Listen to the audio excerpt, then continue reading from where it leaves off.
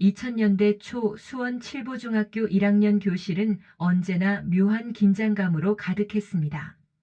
새 학기가 시작된 지 한 달이 지났지만 아직도 교복에 달린 이름표조차 어색하게 느껴지는 아이들이 대부분이었죠. 그 중에서도 하도윤은 유독 맨 뒷자리에서 창밖만 바라보며 앉아 있었습니다. 창밖으로 보이는 교정은 봄볕에 반짝이고 있었지만 교실 안은 전혀 다른 세계였습니다. 강한 애들 몇이 판을 잡고 있었고 그 중심에는 최윤태와 그 일당이 자리 잡고 있었죠. 윤태는 키도 크고 목소리도 컸으며 무엇보다 주먹이 빨랐습니다. 그 밑에는 늘 맞고 무시당하는 서재민이 있었어요. 재민은 안경을 쓴 마른 체격의 아이였습니다. 말수가 적고 항상 고개를 숙이고 다녔죠. 아이들은 재민을 보면 자연스럽게 피하거나 무시했어요. 마치 그것이 당연한 일인 것처럼 말이죠. 담임 선생님은 바쁘고 무심했습니다. 복도에서 누가 맞든 말든 그냥 조용히 해만 반복했어요. 선생님에게는 수업 진도를 맞추는 것이 더 중요했고 아이들 사이의 미묘한 갈등은 보려고 하지 않았습니다. 도윤은 이 모든 상황을 조용히 지켜보고 있었습니다. 새로운 환경에 적응하려 노력하고 있었지만 이 교실에 보이지 않는 서열과 규칙들이 불편했죠. 특히 재민이 당하는 일들을 보면서 뭔가 잘못되었다는 생각이 들었습니다. 하지만 도윤 역시 새로운 환경에서 자신의 위치를 찾아야 했습니다. 괜히 나서서 문제를 만들고 싶지 않았죠. 그래서 그는 창밖을 바라보며 시간을 보내곤 했습니다. 저 멀리 보이는 하늘처럼 자유롭고 싶었지만 현실은 그렇지 않았어요. 교실 안의 공기는 무겁고 답답했습니다.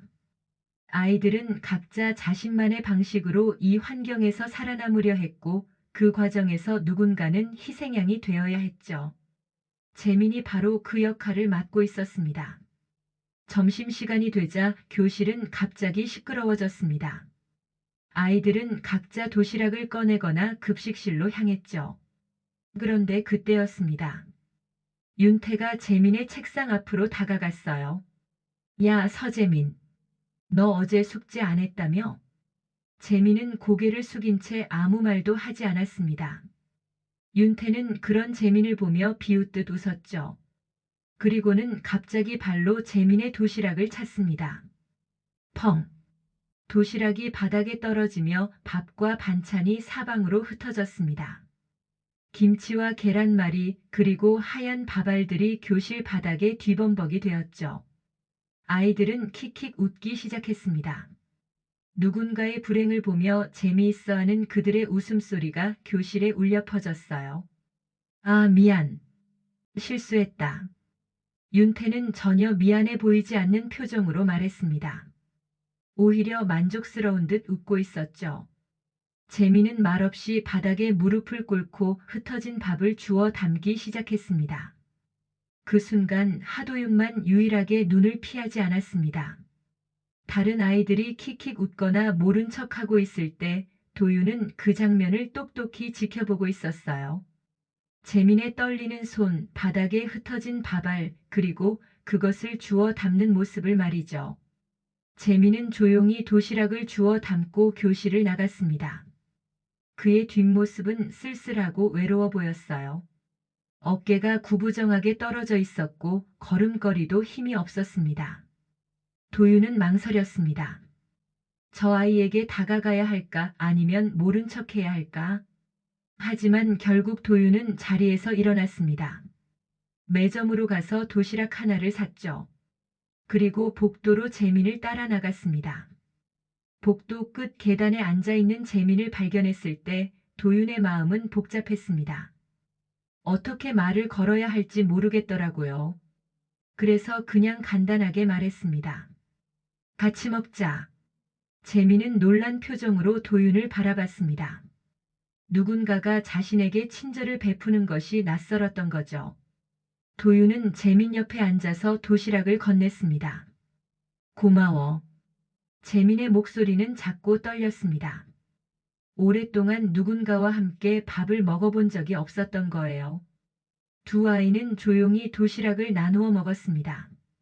특별한 대화는 없었지만 그 순간만큼은 따뜻했죠. 다음 날 윤태 일당이 눈치를 챘습니다. 윤태는 도윤에게 다가와 비꼬는 듯한 표정으로 말했어요. 야, 하도윤. 너 어제 왕따랑 밥 처먹었다며? 교실이 갑자기 조용해졌습니다. 아이들의 시선이 모두 도윤에게 쏠렸죠. 이런 상황에서 어떻게 대답하느냐에 따라 도윤의 학교 생활이 달라질 수 있었습니다. 많은 아이들이 이런 순간에 재민과의 관계를 부정하거나 변명을 늘어놓곤 했거든요. 하지만 도윤은 아무 말 없이 웃으며 대답했습니다. 도시락 좋아하거든. 그의 대답은 단순했지만 명확했습니다. 변명하지도 않았고 재민과의 관계를 부정하지도 않았어요. 윤태는 예상과 다른 반응에 잠시 당황했지만 곧 코웃음을 쳤습니다. 너도 좀 이상하네. 그날 밤 재민은 몰래 도윤에게 고마움을 표현했습니다. 작은 쪽지 한 장을 건넸죠. 거기에는 이런 글이 적혀 있었습니다. 나도 사람처럼 대해준 건 너가 처음이야. 정말 고마워. 도윤은 그 쪽지를 읽으며 복잡한 심정이었습니다. 자신이 한 일은 그저 당연한 일이었는데 재민에게는 그것이 특별한 의미였던 거죠. 이 학교에서 재민이 얼마나 외롭고 힘들었는지 짐작할 수 있었습니다. 하지만 다음 날 복도에서 재민이 또 맞는 모습을 목격했습니다. 윤태와 그 일당이 재민을 둘러싸고 있었어요. 이번에는 더 노골적이었습니다. 야, 이제 친구도 생겼다며? 그래서 좀 건방져진 거야? 재민은 고개를 숙인 채 아무 말도 하지 않았습니다. 하지만 윤태는 그런 재민의 어깨를 거칠게 밀쳤죠. 재민이 벽에 부딪히며 비틀거렸습니다. 도윤은 참고 넘기려 했습니다. 괜히 개입해서 상황을 더 복잡하게 만들고 싶지 않았거든요. 하지만 윤태가 재민의 머리를 벽에 밀어붙이는 모습을 보자 더 이상 참을 수 없었습니다. 도윤은 결국 윤태의 손목을 잡았습니다. 그의 손은 생각보다 차갑고 거칠었어요. 그만해. 도윤의 목소리는 조용했지만 단호했습니다. 윤태는 놀란 표정으로 도윤을 바라봤죠.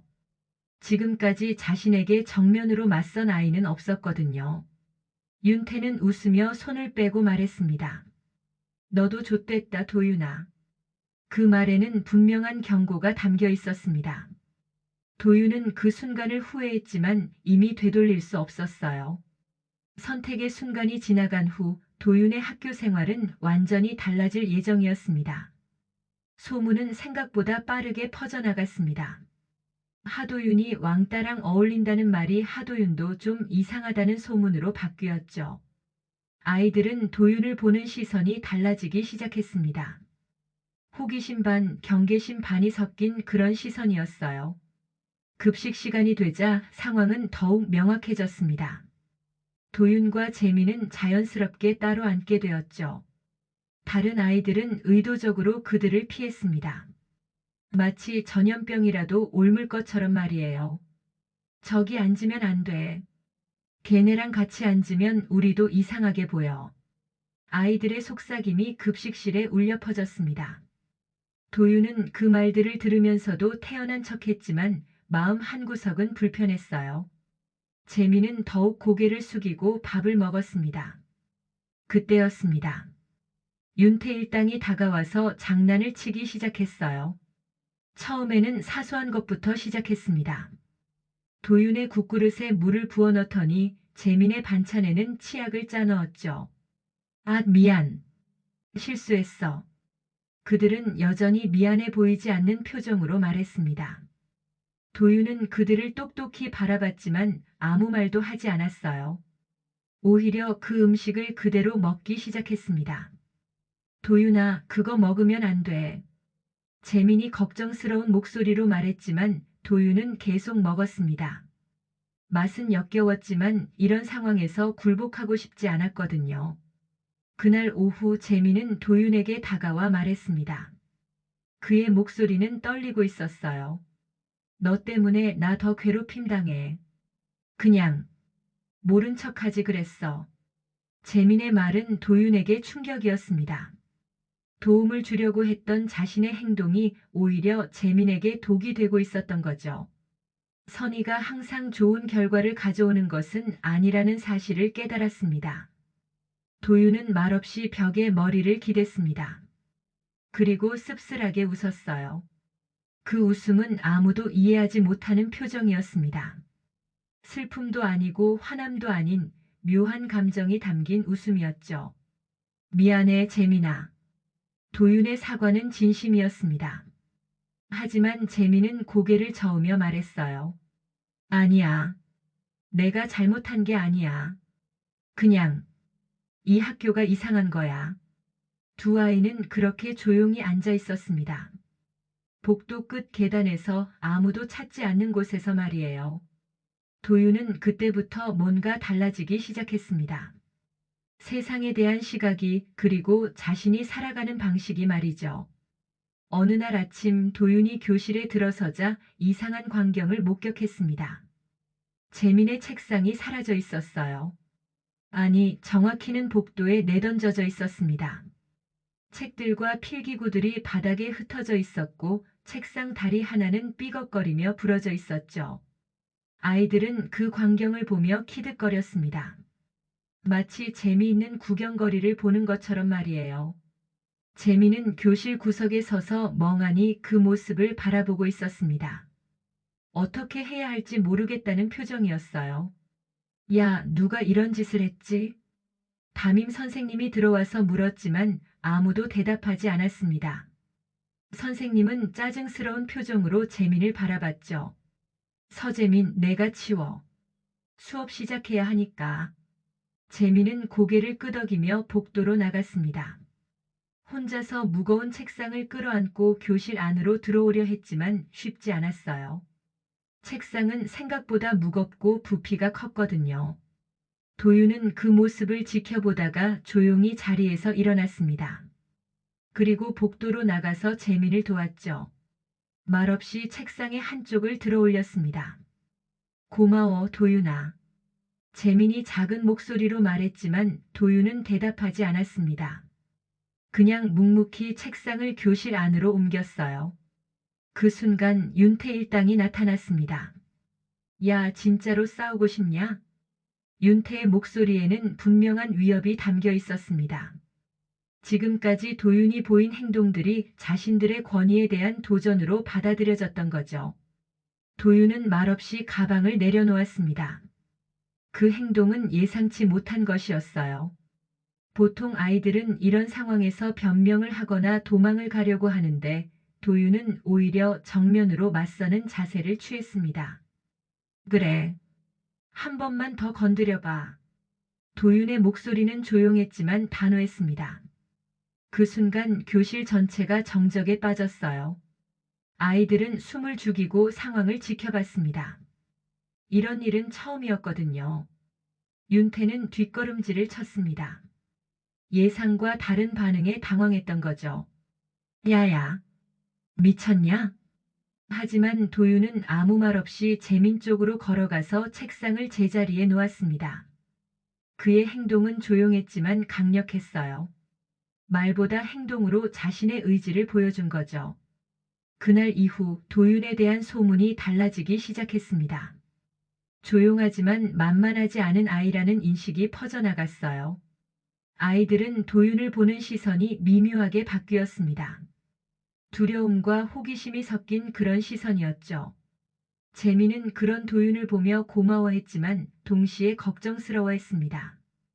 도윤이 자신 때문에 더 큰 문제에 휘말릴까 봐서였어요. 다음 날 학교에 소문이 퍼져나갔습니다. 하도윤이 윤태를 죽도록 팬다더라는 말이 그 새끼 눈 돌아가면 진짜 위험하다는 소문으로 부풀려졌죠. 실제로는 싸우지도 않았지만 아이들의 입을 통해 전해지면서 이야기는 점점 과장되었습니다. 복도를 걸을 때마다 아이들의 시선을 느낄 수 있었어요. 수군거리는 소리도 들렸습니다. 저 애가 하도윤이야, 조용해 보이는데 화나면 무섭다더라 같은 말들이었죠. 도윤은 이후 조용히 모두에게서 멀어지기 시작했습니다.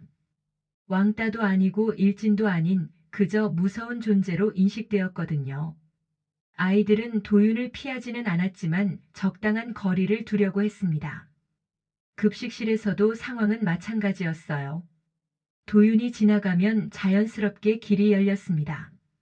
아이들이 의도적으로 비켜주는 건 아니었지만 무의식적으로 공간을 만들어줬죠. 도윤아, 같이 밥 먹자.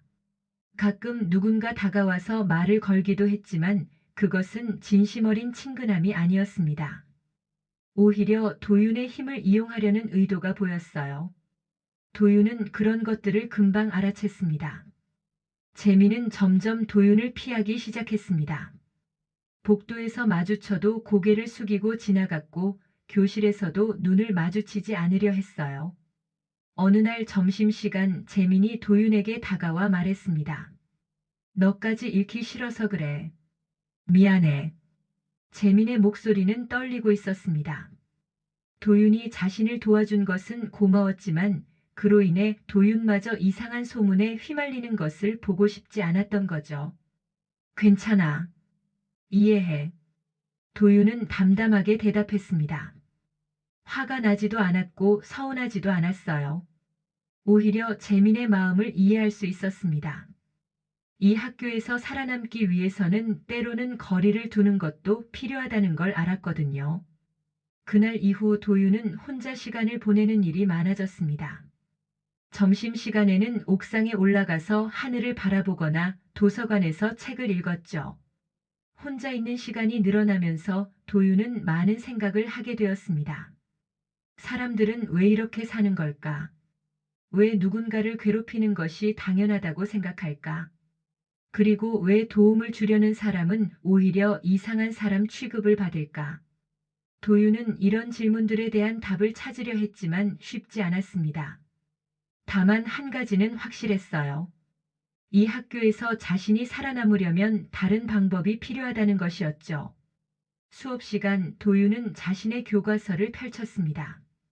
그런데 거기에는 낙서된 자신의 얼굴 그림이 그려져 있었어요.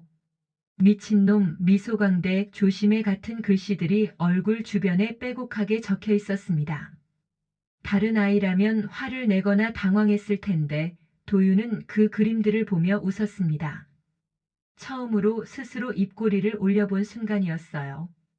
그 웃음은 지금까지 보여준 어떤 웃음과도 달랐습니다. 그래, 웃어야지. 그래야 사람들도 날 건드리지 않겠어. 도윤은 속으로 중얼거렸습니다. 그 순간 뭔가 깨달은 것 같았어요. 사람들이 자신을 무서워한다면 그것을 역이용할 수도 있다는 생각이 들었거든요. 점심시간 도윤은 거울 앞에 서서 웃는 연습을 했습니다. 화장실 거울에 비친 자신의 모습을 보며 여러 가지 표정을 지어봤어요. 진짜 웃음, 가짜 웃음, 무서운 웃음, 친근한 웃음. 각각의 웃음이 주는 느낌이 달랐습니다. 이거네. 도윤은 적당히 친근하면서도 알 수 없는 미묘한 웃음을 찾아냈습니다. 그 웃음을 지으면 사람들이 자신을 어떻게 받아들여야 할지 헷갈려 할 것 같았어요. 그날 오후 윤태가 다시 도윤에게 다가왔습니다. 이번에는 직접적으로 시비를 걸었죠. 야, 하도윤. 너 요즘 기분 좋아 보이네? 윤태의 목소리에는 비꼬는 톤이 섞여 있었습니다. 하지만 도윤은 예상과 다른 반응을 보였어요. 부드럽게 웃으며 대답했습니다. 응, 기분 좋아. 그 대답과 웃음은 윤태를 당황시켰습니다. 화를 내거나 두려워할 줄 알았는데 오히려 여유로운 모습을 보인 거죠. 윤태는 뭔가 이상하다는 느낌을 받았습니다. 너, 진짜 이상한 놈이네. 그래? 고마워. 도윤은 여전히 웃고 있었습니다. 그 웃음 때문에 윤태는 더 이상 말을 이어가지 못했어요. 뭔가 꺼림칙한 기분이 들었거든요. 그날 이후 아이들은 도윤을 보는 시선이 또 달라졌습니다. 무섭다는 인식에 예측 불가능하다는 이미지가 더해졌어요. 언제나 웃고 있는데 그 웃음의 의미를 알 수 없었거든요. 재미는 멀리서 그런 도윤을 바라보며 걱정스러워했습니다. 도윤이 변해가는 모습을 보면서 자신 때문에 이렇게 된 건 아닌지 자책했어요. 하지만 도윤은 이제 자신만의 방식을 찾은 것 같았습니다. 웃음이라는 가면을 쓰고 이 학교에서 살아가는 방법을 터득한 거죠. 그 웃음 뒤에 무엇이 숨어 있는지는 아무도 모를 일이었습니다. 며칠 후 복도에서 1학년 후배 하나가 도윤과 마주쳤습니다. 그 후배는 도윤을 보자마자 얼어붙었어요. 소문을 들어서 알고 있었거든요. 하도윤이라는 선배가 조용하지만 무서운 사람이라는 이야기를 말입니다. 후배는 자연스럽게 길을 비켜주며 고개를 숙였습니다. 하도윤 형. 안녕하세요. 그 목소리는 떨리고 있었어요. 마치 무서운 선배에게 인사를 드리는 것처럼 들렸습니다. 도윤은 그 후배를 보며 부드럽게 웃었어요. 하지만 그 눈은 싸늘했습니다. 응, 안녕. 도윤의 대답은 짧고 담담했습니다. 후배는 안도의 한숨을 쉬며 빠르게 지나가 버렸죠. 도윤은 그 모습을 보며 씁쓸한 웃음을 지었습니다. 이제 복도를 걸을 때마다 아이들의 반응이 달라졌어요. 누군가는 인사를 했고 누군가는 피했으며 누군가는 호기심 어린 시선으로 바라봤습니다. 하지만 그 누구도 도윤에게 진짜 관심을 보이지는 않았어요. 교실에서도 마찬가지였습니다. 도윤이 웃으면 아이들도 따라 웃었지만 그것은 진심 어린 웃음이 아니었어요. 그저 안전을 위한 웃음이었습니다. 점심시간 도윤은 혼자 급식을 먹고 있었습니다. 재미는 여전히 따로 앉아 있었고 다른 아이들은 적당한 거리를 두고 있었어요. 도윤은 그 상황이 편하기도 하고 외롭기도 했습니다. 도윤아, 같이 축구할래? 누군가 다가와서 물었지만 도윤은 고개를 저었어요. 그런 제안들이 진심이 아니라는 걸 알고 있었거든요. 그저 도윤과 좋은 관계를 유지해 두려는 계산적인 행동이었습니다. 방과 후 도윤은 학교 뒤편 언덕에 올라가 시내를 내려다봤습니다. 저 멀리 보이는 사람들은 모두 각자의 삶을 살아가고 있었어요. 그들도 자신처럼 가면을 쓰고 살아가는 걸까요? 사람들은 웃는 사람을 쉽게 본다고 했는데 도윤은 혼잣말을 했습니다. 하지만 자신의 경우는 달랐어요. 웃어야 사람들이 자신에게서 멀어져 주었고 그래야 평화로울 수 있었습니다. 집으로 돌아가는 길 도윤은 거울에 비친 자신의 모습을 봤습니다. 언제부턴가 자연스럽게 입꼬리가 올라가 있었어요. 이제는 의식하지 않아도 웃게 되었습니다. 그날 이후 난 그렇게 살기로 했다. 도윤의 중학교 1학년 시절이 그렇게 지나갔습니다. 선의로 시작한 일이 자신을 바꿔놓았고 이제 그는 웃음이라는 가면을 쓰고 세상과 거리를 두며 살아가게 되었어요. 재민과는 서로 눈인사만 나누는 사이가 되었고 윤태 일당은 더 이상 도윤에게 시비를 걸지 않았습니다. 모든 것이 조용해졌지만 그 조용함 속에는 복잡한 감정들이 숨어 있었죠. 수원 해송고등학교 입학을 앞둔 도윤은 생각했습니다. 새로운 환경에서는 어떤 일들이 기다리고 있을까요? 싸우고 싶지 않았던 자신이 왜 또다시 싸움의 중심에 서게 될지 그때는 몰랐습니다. 이야기가 좋았다면 구독과 좋아요 그리고 알림 설정으로 다음 이야기도 함께 해주세요.